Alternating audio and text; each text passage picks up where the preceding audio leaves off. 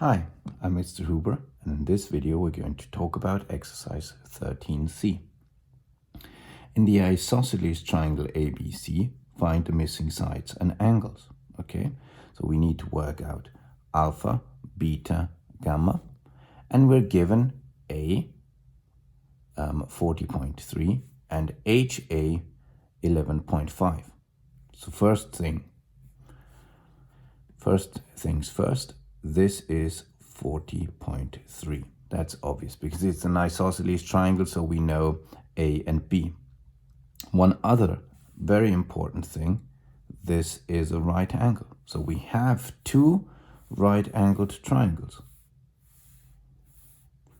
The whole thing is an isosceles triangle. That's not a right-angled one. But well, we have the small one down here and the larger one up here. And now look, in this one, the upper triangle, we know two of the three sides. So we can work out gamma. Let's do that. So it's opposite over hypotenuse. That calls for a sine. Sine gamma is opposite 11.5 over 40.3. We need the inverse sign. Gamma is arc sine of 11.5 divided by 40.3. Let's work that out. 11.5 divided by 40.3. Here we go. Gamma is approximately 16.58 degrees. So now look, we know that alpha and beta are the same. Alpha is equal to beta. So that means it's alpha plus gamma is 180 degrees. Normally it would be alpha plus beta, but alpha and beta are the same thing. So it's 2 alpha plus the 16.58 degrees is 180 degrees. So you subtract that and you divide by 2. So alpha is 180 minus 16.58 degrees divided by 2. So alpha is approximately equal to 81.71 degrees, which means beta is approximately equal to 81.71 degrees. Now look, that comes in very handy because the only thing left to do is to work out the length of C. But now we know beta, we know this side.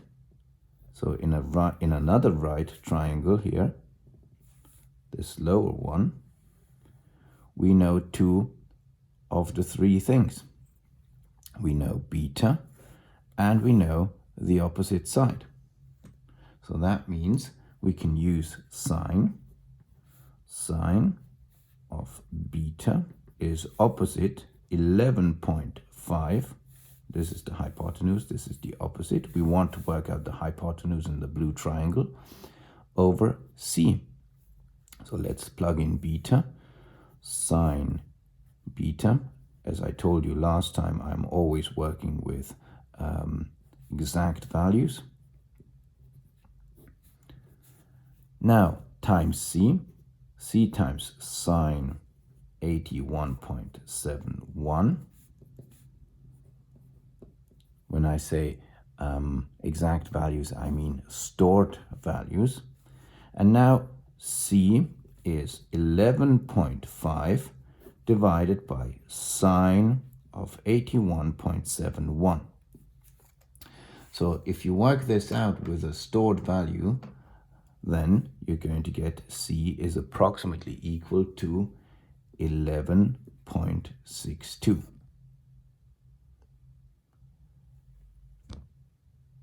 So as a recap, the only important thing was to say, well, if we know that one side of the isosceles triangle is equal to the other, let's write that down.